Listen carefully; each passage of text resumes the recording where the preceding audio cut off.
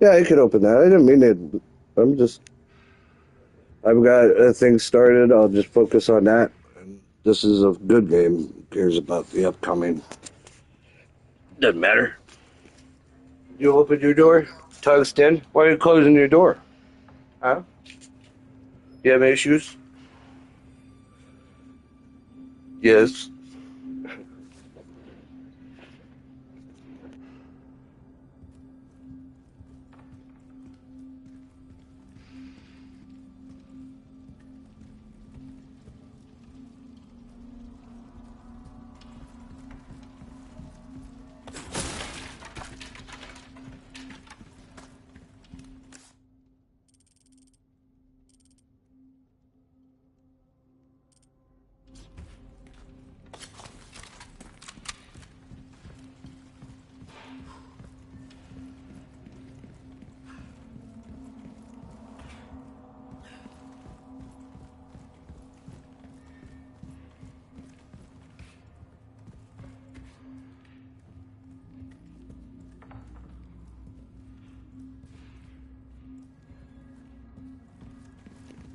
I'm a little lost. Come through here. Come through here.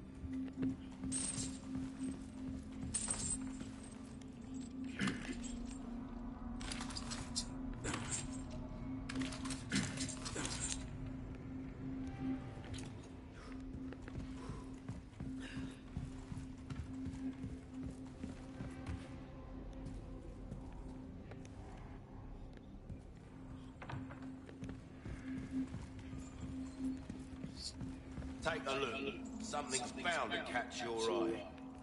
Man, I was totally turned around. There we go. Ammunition. Welcome. Got a selection of good things on sale, stranger. Your valuables won't do you much good in the grave. Thank you.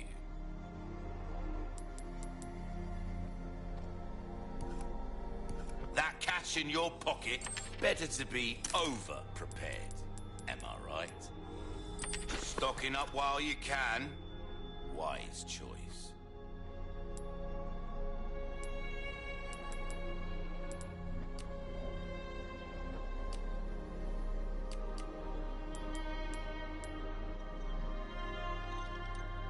All my wares are in tip-top shape, I assure you.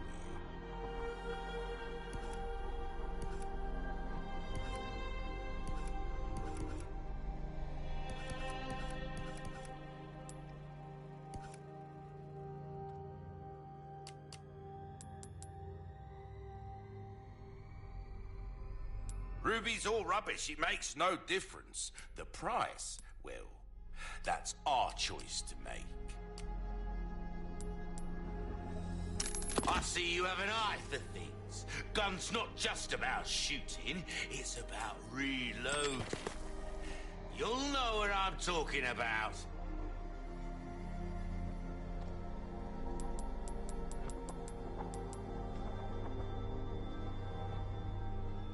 Why not try your hand at a new gun, stranger? Might save your life. Give that the care it deserves, mate. There you are, as you wished.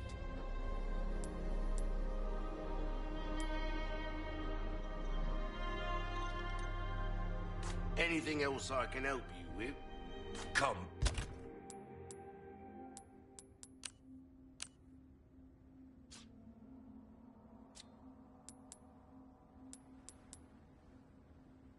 Back anytime.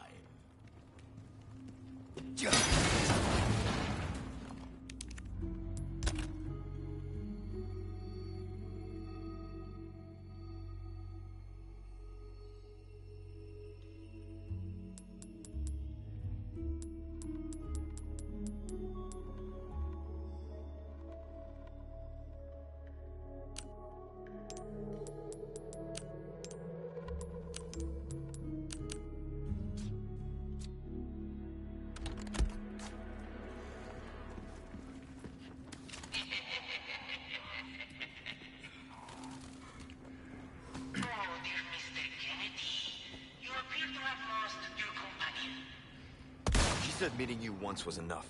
How convenient, as I was growing tired of the modern Dutch. Let us play this game of ours in true Salazar fashion.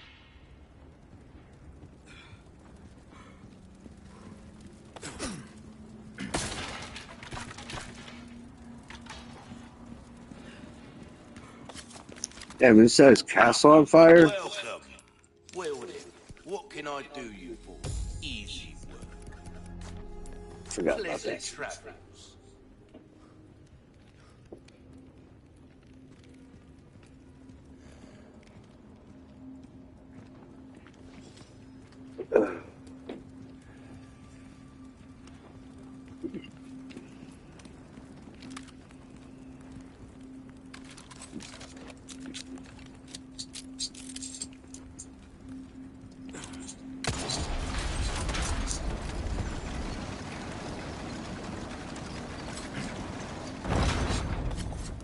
expecting me.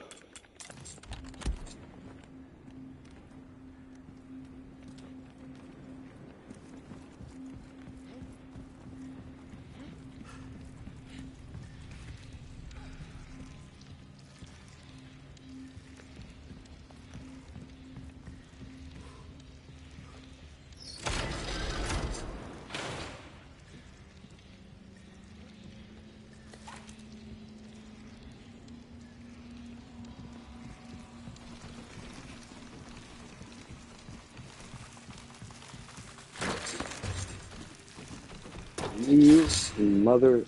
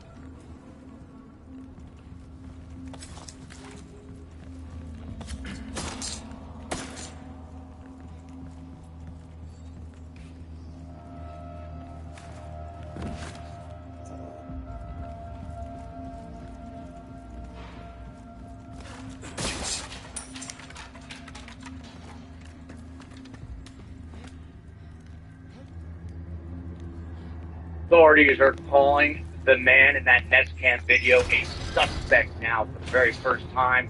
They have hiked the reward from $50,000 to $100,000. Also, there's talk of new gloves, new vehicles that authorities are looking at, and new footage requests from authorities, from neighbors. But now investigators are following new potential leads that suggest this case may be broader, older, and more deliberate than first believed. Tonight, we're breaking it all down with a famous profiler from the FBI. Welcome to the global phenomenon, Surviving the Survivor. Here's your host, Emmy Award-winning journalist, Joel Walker. What's up, STS Nation? Welcome to Surviving the Survivor. Don't call it a show, don't call it a podcast. This is a global phenomenon with more than 50 countries represented in the best community in all the YouTube. Bringing you the very best guests in all of true crime. Hard to believe, day 12 in the search for Nancy Guthrie. The investigation appears to be expanding, not narrowing, the timeline widening, not tightening. Federal resources digging deeper, not pulling back. Tonight, you're about to hear from a veteran FBI agent and profiler. Without further ado, you guys are in for a treat. Let me bring him in. Before I do, he will be here for the first half hour of the show, and then we've got a panel of three amazing guests. They're going to piggyback him. And Steve Cohen, if you're listening, ask those guests to maybe pop in a touch early so they can listen to Greg McCrary and get their feedback as well. Here he is, Greg McCrary. He entered the FBI back in 1969. He has long been associated with the National Center for the Analysis of Violent Crime since its inception in 1985. He's the co-author of The Unknown Darkness. a contributing author to the FBI's crime classification manual. If you read that again, that means he helped write the FBI's crime classification manual. He's worked closely with Dr. Ann Burgess, and he's chased serial killers around the world, and he's being gracious with his time. Greg, how are you? I'm well. Thank you, Joe. Yeah, appreciate you being here. I really wanted to go, hone in on this. Obviously, this is still very much in your blood. This is part of who you are, the fabric of who you are. From a 30,000-foot bird's eye view, I mean, this case is massive. It's gripped the attention of the nation. Your perspective on it, the macro look.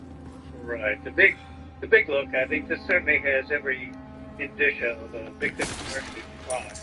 And once we classify it that way, then we can begin to break it out and figure out that how fucking to go about item. investigating. Spinning.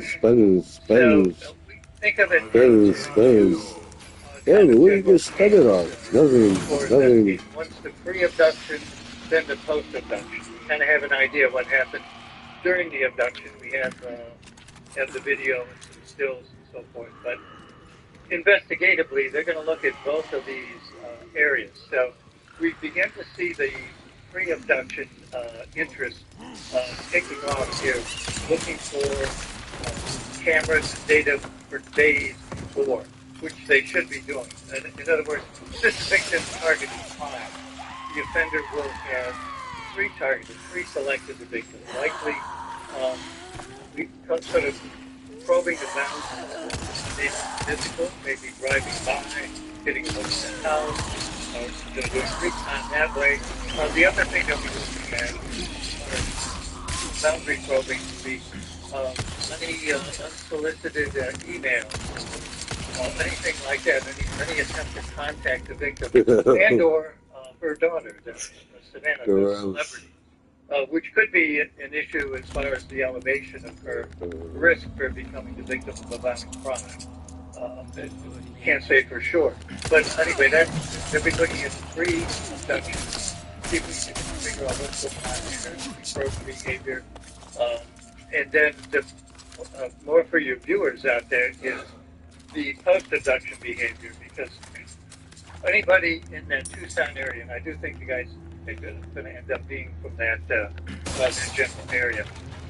But regardless, anybody that knows this guy or has a suspicion about him, the post-abduction behavior, one, he will have just departed from his normal routine behavior almost completely.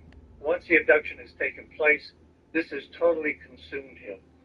He's got a victim to deal with. He's concerned about developments. He's watching the media, wanting to know how he's doing. Is he in trouble or not? So his normal routine has been severely disrupted. But if people do run into him that know him, he will be very rigid, over-controlled, nervous, doesn't have time for talking.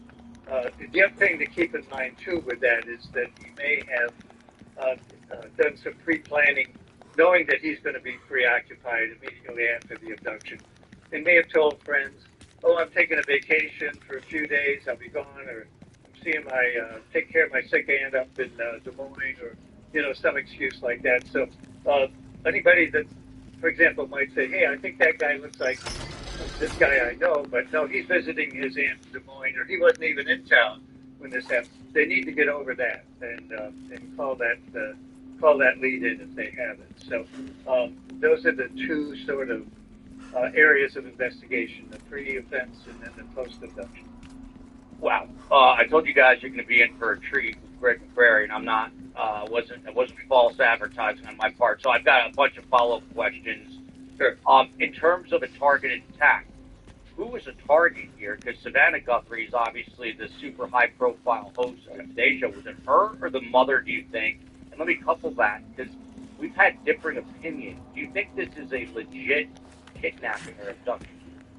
Well, all of that's in play. Let's talk about targeting. Certainly, Nancy was targeted, but the real target, the Savannah, that's what I mentioned a moment ago about looking at emails, contacts, Facebook posts, anything that would go to Savannah, as well as Nancy. Um, so, you know, we have to consider all of that. The whole celebrity thing is a risk-enhancing variable. In other words, we do victimology. What elevates an individual's risk for becoming a victim of violence? We look at lifestyle, situational variables, and we put them on a Social scale media. from low to moderate to high. And in this case, and then you look for those variables. And to me, the only thing that really elevated Nancy Guthrie's potential for becoming a victim is the celebrity factor. That she's not involved in criminal activity. She's not living in a high crime area. Any of those lifestyle or situational variables seem to be very low. So that celebrity issue is in play, and which again, and I agree, you have to look at those. Is as far as parking, clearly Nancy was taken, but was it to get even for some perceived wrong that they're mad at Savannah?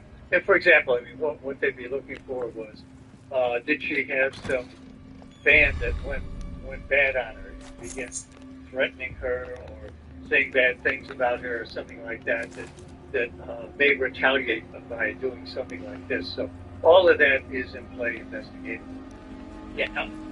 Greg, let me take a half step back. There was a troubling tweet today from Brian Enton, who is a boots on the ground reporter, present that's really all over this.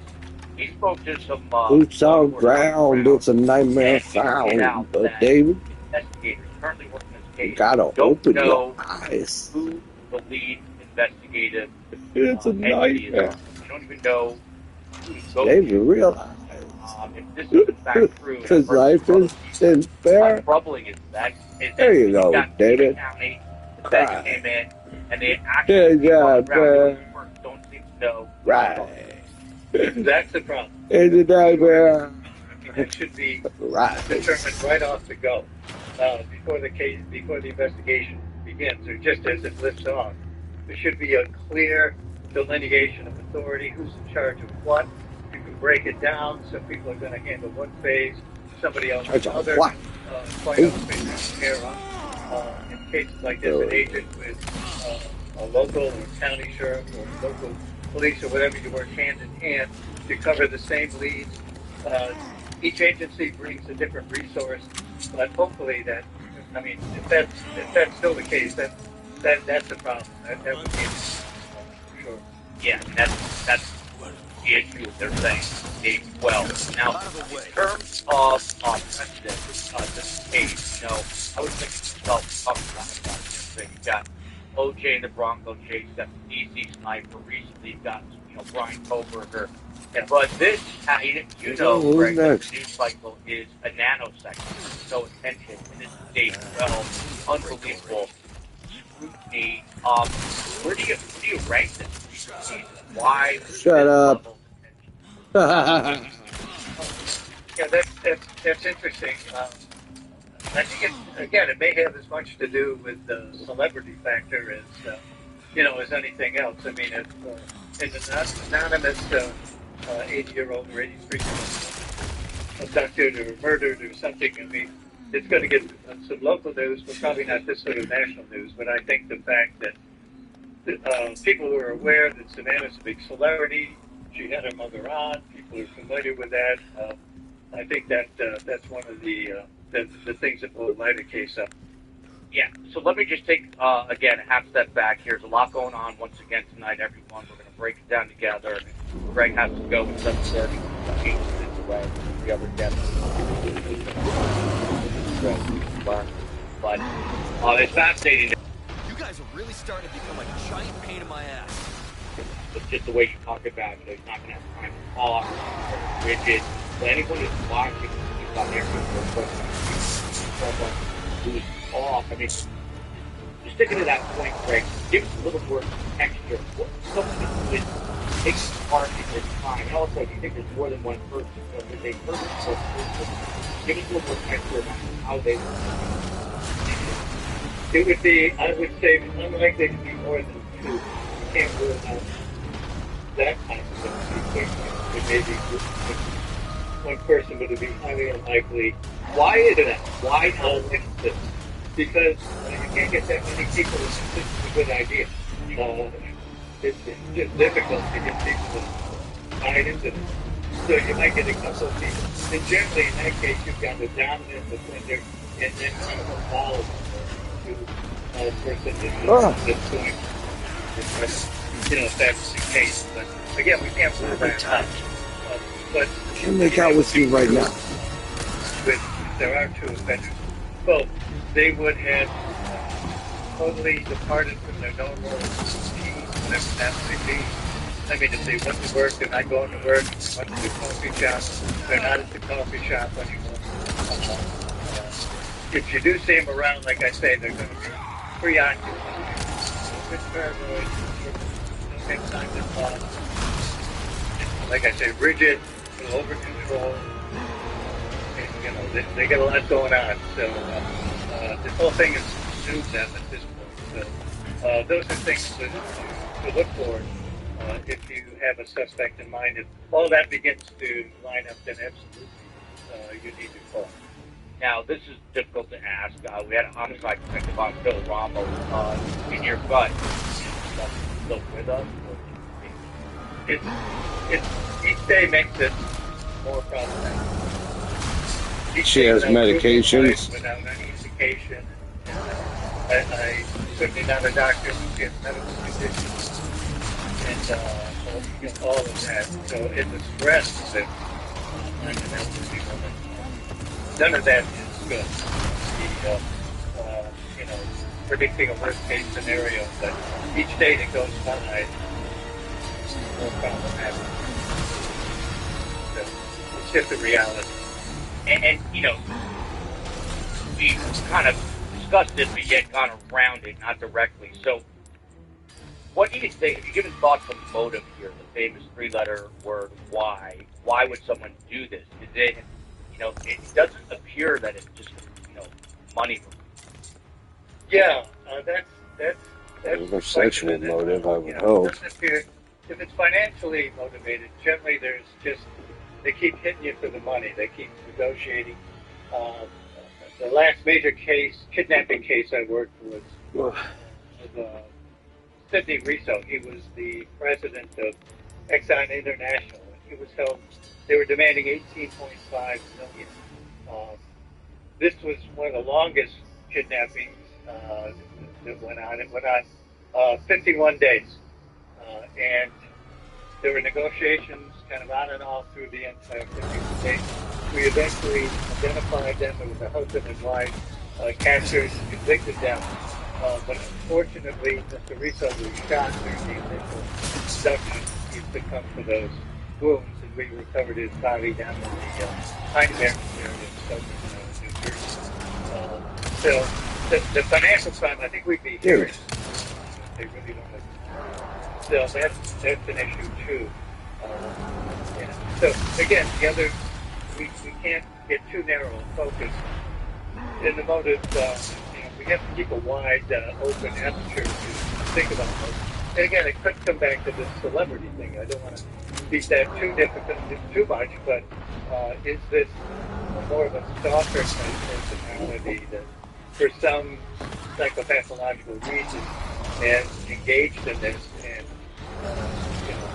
some for getting even some things wrong, or some pathological attachment to these people. It's just difficult to know what it might be, but all that has Okay, so Greg, Greg is just a wealth of information, but what we do know is the first time the first time the FBI ever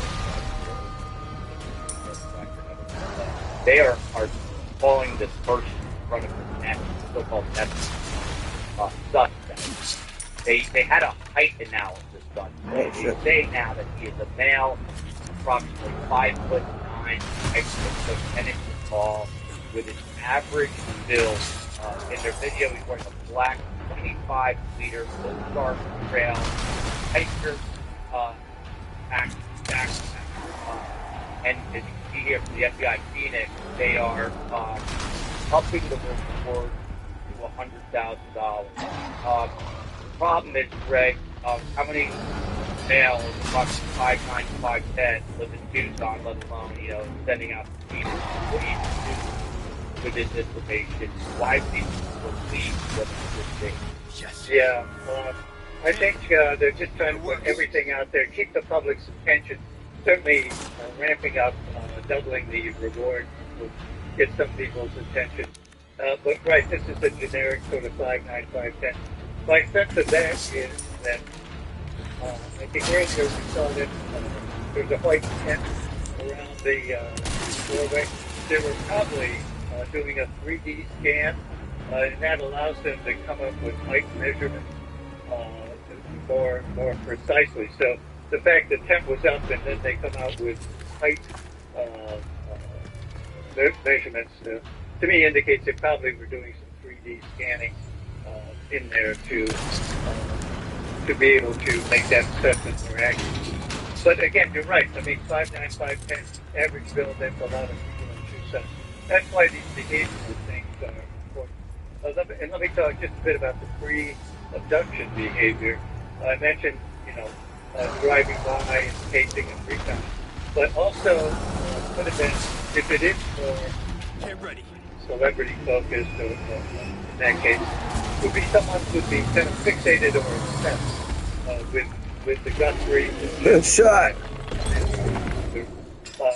And so that would be someone who would be talking about them and a little bit obsessed about them prior to the abduction. So that's another factor to keep in mind. If somebody fits that physical description, seems to have some fixation on the Guthrie prior to this, and now it's kind of disappeared or normal routine is going. Those things start stacking up. That's the kind of lead that really needs to be reported. Could it be someone like a stalker who's obsessed with her, has a demented sense of reality? Yeah, that's exactly what I'm talking about. The stalker type of personality, some psychopathology of where has some perceived relationship between them that doesn't actually exist, but it does in his mind. So, here we go. So, in that case, it's you just can't understand what the motive might be because it's so. I don't want to use the word psychotic, but so not based in reality of any other than their own reality. Yeah, for those just joining us, you're listening to retired FBI Special Agent Greg McCrary, who entered the FBI in 1969 to help really create and design the field of criminal profiling on the best ever doing. Really appreciate it on the show. Greg, I know you're not a hostage negotiator, but let's just hope for a minute that Nancy Guthrie's alive and they can key in on who this person is, Right. or you're saying potentially two people, but no more. Yeah. How do you talk to these people if they give you a lifeline, you get a cell phone, and they've got her? How do you communicate with them? Right. Again, you negotiate. Actually, if you go back to the initial statement, if you look at that initial statement that Savannah Guthrie read, what you'll see is that statement Ashley, humanizes where are you? Nancy, but is totally without comment about the offender or offenders. So no judgment there about the person doing this, but an attempt to humanize her. And that would be the initial approach it would be taking to get the offender to identify with her as a human being, somebody with a family, and then try to tap into that. Little sorts of reaction are touch. I'm so scared. When that happened, Begin to I wasn't myself anymore. I was something else. She must be terrified. I know. Yeah, I know what that's like. You too? It's okay to be afraid, But you can't run. You gotta keep moving forward. We will beat this. Together. I don't know if I can. You can. Just give me a heads up before you stab me next time, okay? Leon, thanks.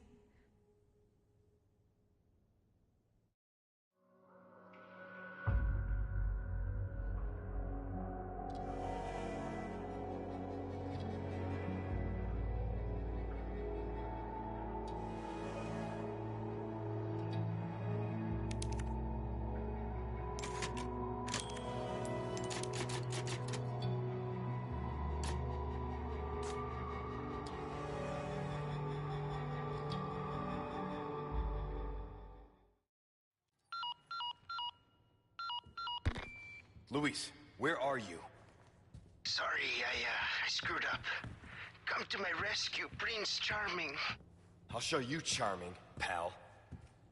Come on. I'm in the ballroom past the courtyard. Don't be late to the dance. Can't believe that guy. He's in trouble. We can't just leave him, right?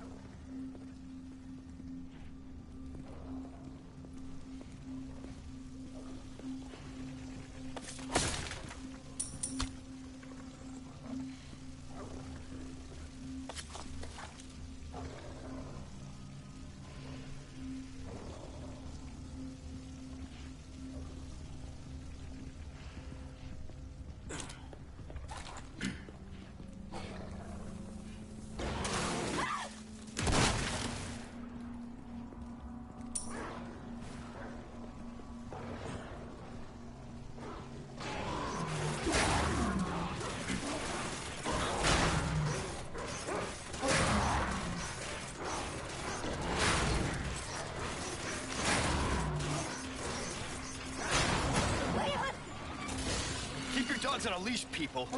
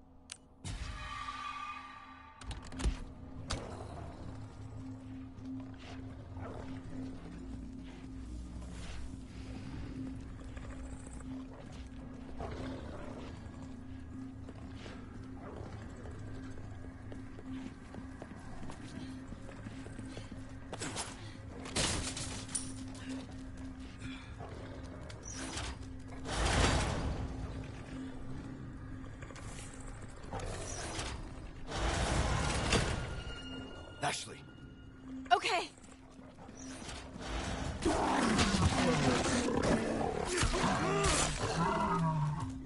Shit, my body armor.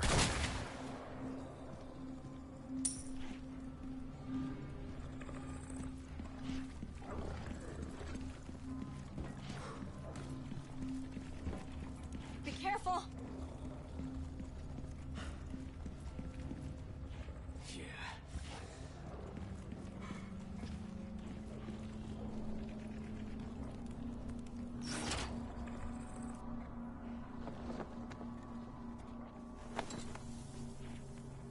Hey, look! The light's been lowered.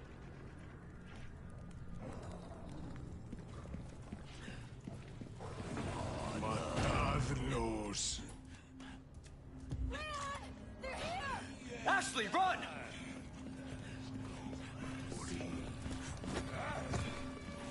Stay away!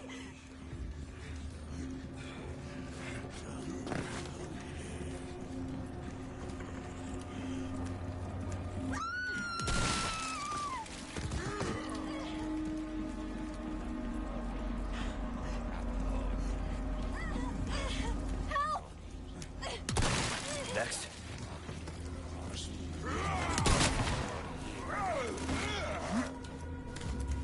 Leon! Hold on, I'll take care of him.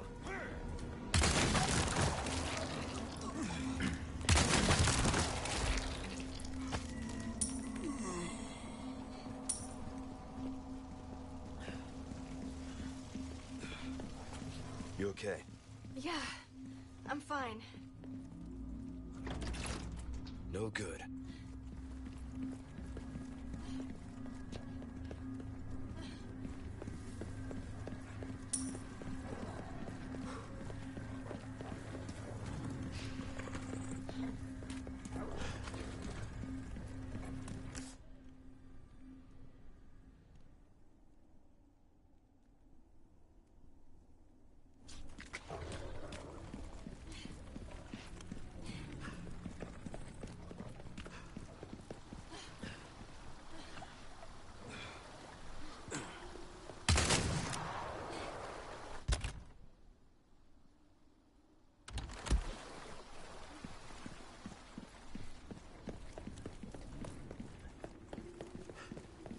I have something I think you like. Welcome. I got something new for you. Got a select.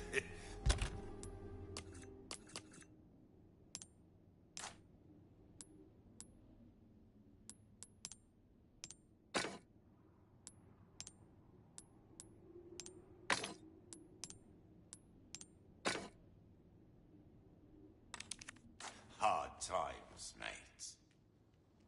Welcome.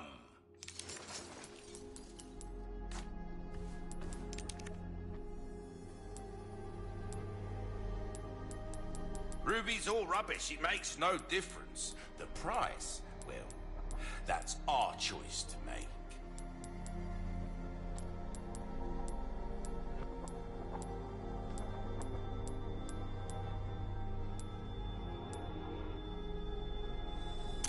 stranger.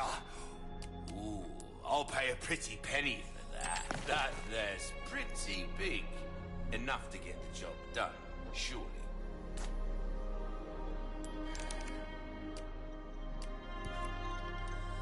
Easy work. That's good work if I do say so myself. Well then, we'll come back and welcome.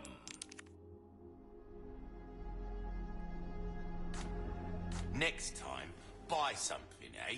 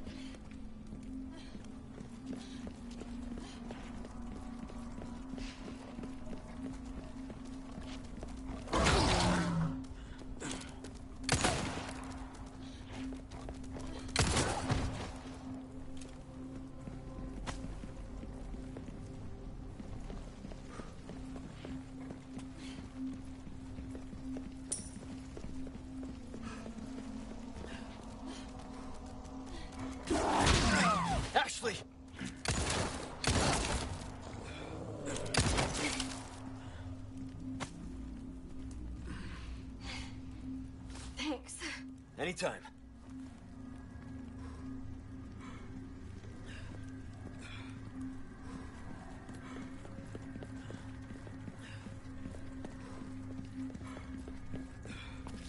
Ashley. Okay.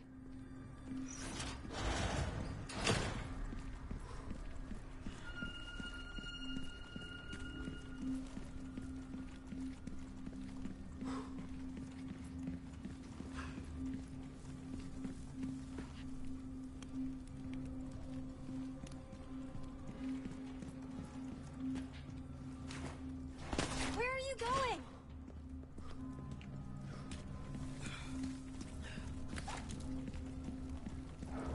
This has got to be the way. But first, we need to do something about this gate. I wonder if it has anything to do with that flag.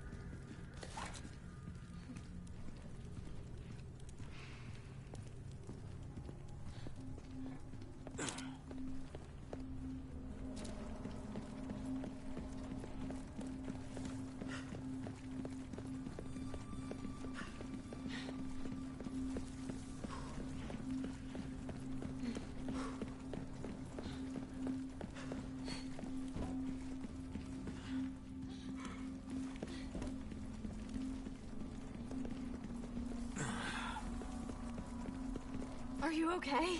Yeah.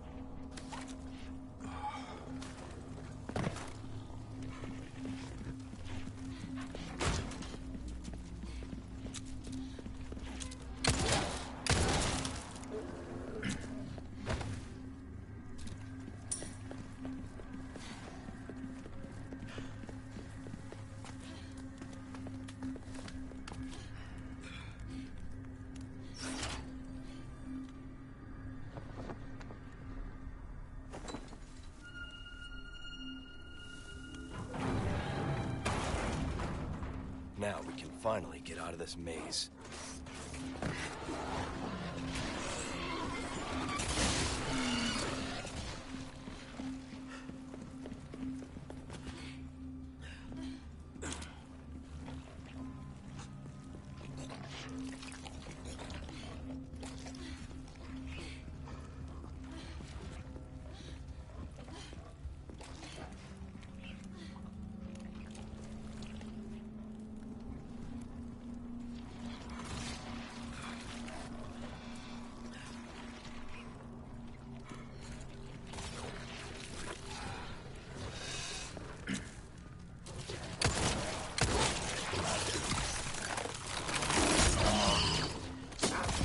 Look away!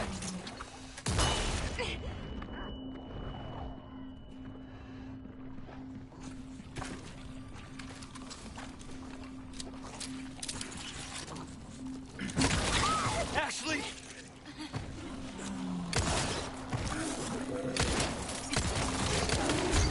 Give me a break already. You hurt? No, I'm okay.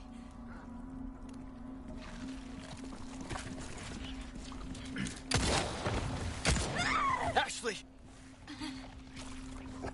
You all right? Yeah, I'm fine.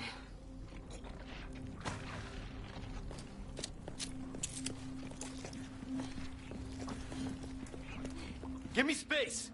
Okay.